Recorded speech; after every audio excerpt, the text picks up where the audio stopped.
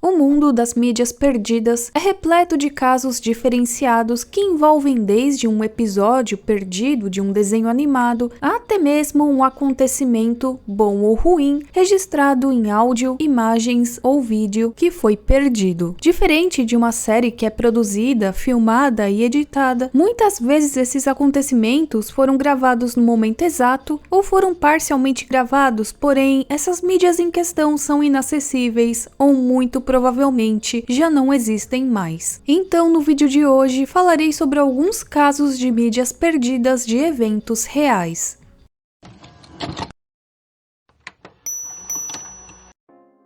Bom, acredito eu que todos aqui saibam quem é o Michael Jackson, não preciso explicar aqui, não é mesmo? E também nós sabemos que lá nos anos 80 e 90, ele estava no auge do seu sucesso, e após o Michael ter lançado seu quarto álbum, que era o Dangerous, ele decidiu fazer uma turnê para promovê-lo pelo mundo. Essa turnê levou Michael Jackson para 26 países, totalizando 69 shows na Europa, Ásia, América do Sul, América do Norte e Eurásia. E é claro que tivemos shows dele no Brasil. No Brasil, ele fez 2 shows no estádio do Morumbi, em São Paulo, nos dias 15 e 17 de outubro de 1993. E essa foi a primeira e a única apresentação solo dele em São Paulo. Ele já tinha se apresentado antes na cidade, mas isso na época do Jackson 5.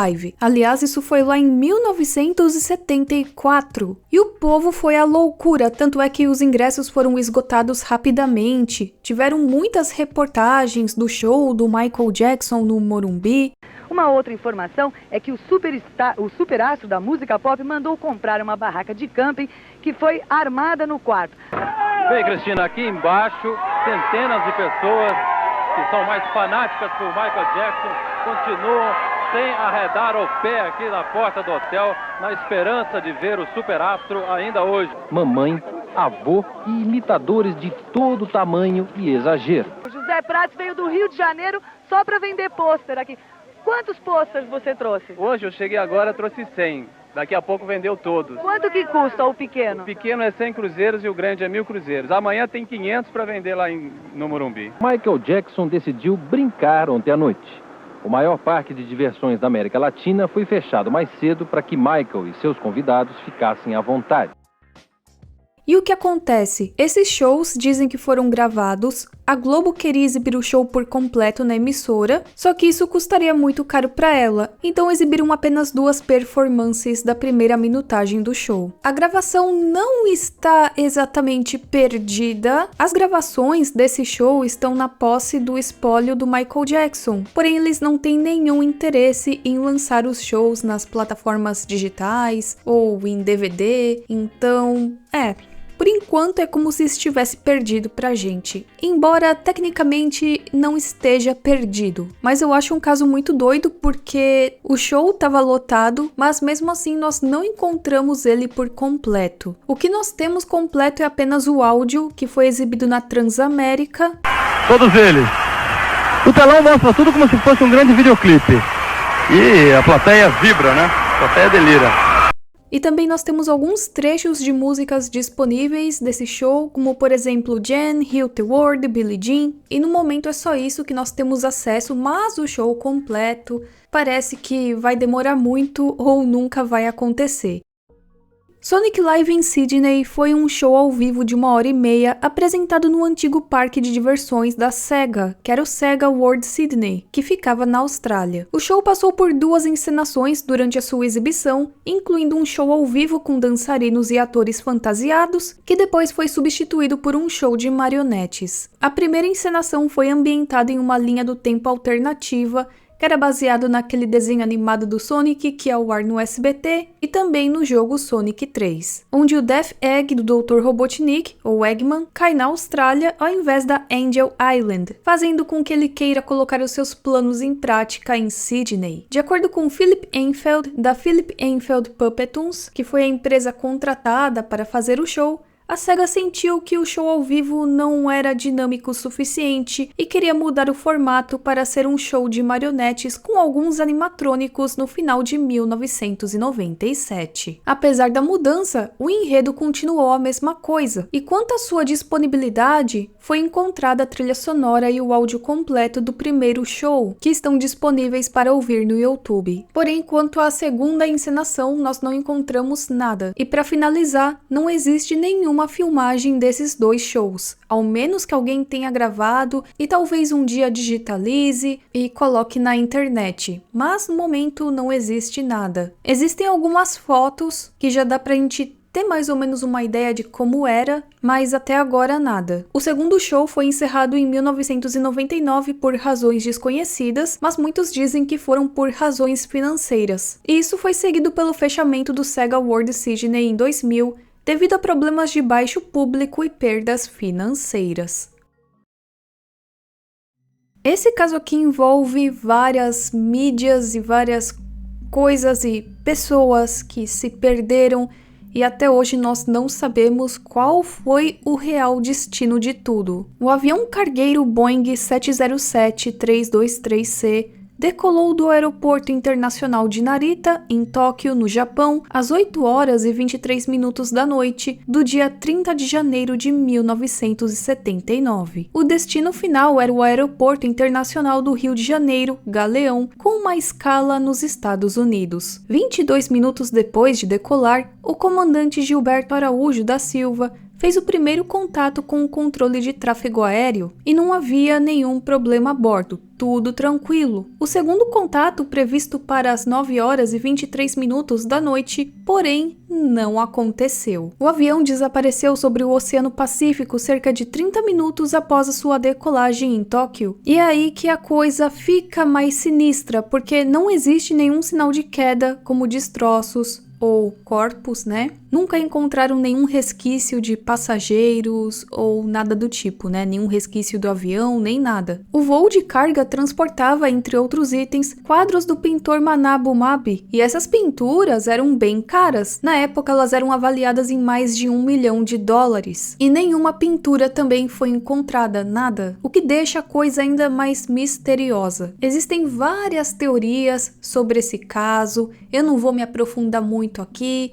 Tem uma teoria que falam que esse avião foi capturado pelos russos, que deram um fim nos passageiros, mas nada até hoje foi comprovado. Tem gente que acredita em dimensão paralela, que o avião foi para outra dimensão. Tem muitas coisas, né? Tem gente que fala até de aliens. Para falar a verdade, né? Não existe nada comprovando que tal coisa aconteceu. Sendo assim, nenhuma das teorias propostas pode ser oficialmente comprovada ou desmentida. Até agora não foi encontrado o avião cargueiro da Varig que desapareceu hoje no Oceano Pacífico. O avião, o Boeing 707, prefixo PPVLU, saiu ontem à noite do aeroporto de Narita, em Tóquio, e voava para Los Angeles, nos Estados Unidos. Tinha 6 tripulantes que, segundo a Varig, são os seguintes. Bom, a Folha de São Paulo, em 29 de fevereiro de 1980, noticiou que a Varig e as autoridades ligadas ao caso não conseguiram explicar o que causou o seu desaparecimento e tá assim até os dias de hoje, né? Além das pinturas, que não foram encontradas até hoje, o avião também contava com a caixa preta. E muitos acreditam, né, que o gravador da voz da cabine captaria a comunicação da tripulação, além de outros sons, enquanto o gravador de dados do voo ajudaria a avaliar as condições gerais. A caixa preta ela é projetada para resistir até mesmo aos maiores impactos, tanto é que existem vários casos, né, em que acaba vazando o áudio, mas eu sugiro vocês a não buscarem por isso, porque é algo muito pesado de se escutar. Essa caixa preta, com as gravações, também nunca foi encontrada, o que seria um registro desse acontecimento. O seu paradeiro ainda está desconhecido e até hoje ninguém sabe exatamente o que aconteceu.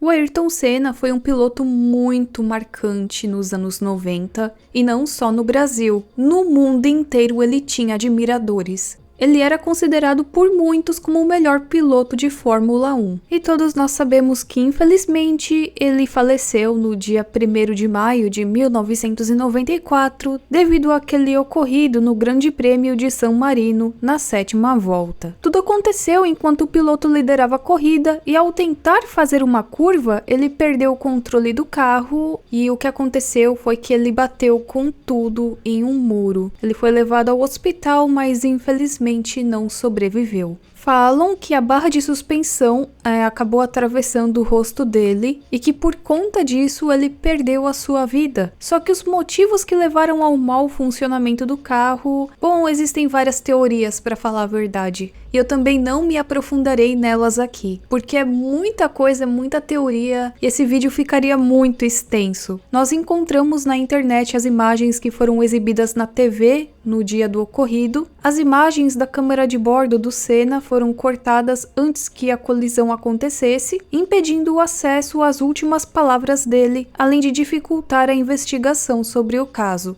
A gravação foi fornecida à Williams Grand Prix Engineering em maio de 1994, isso por meio da Associação de Construtores da Fórmula 1. O Maurício Passarini, que era o promotor-chefe do julgamento de homicídio culposo do Senna, disse que pediu as fotos do carro em 9 de maio de 1994, mas os representantes dessa tal Associação de Construtores de Fórmula 1 afirmavam que elas não existiam. 2 anos depois, em setembro de 96, as autoridades italianas finalmente tiveram acesso às gravações, mas o Maurício acreditava que elas estavam incompletas e adulteradas. E realmente ele estava certo, porque a versão exibida na Globo tinha 12,8 segundos, enquanto a memória do computador do carro dizia que a gravação completa tinha 14,2 segundos. Ou seja, estava faltando aí alguma coisa, né? 0,9 desses restantes foram mostrados em um tribunal, e a associação afirmou que o filme acabou porque o diretor de televisão decidiu cortar para outro plano. Mas ainda assim, a gravação 100% completa está perdida. Então, gente, esse vídeo vai se encerrando por aqui. Eu espero que vocês tenham gostado. Um vídeo meio curto, mas eu posso fazer uma parte 2 se for do interesse de vocês. A gente se vê na próxima e tchau, tchau!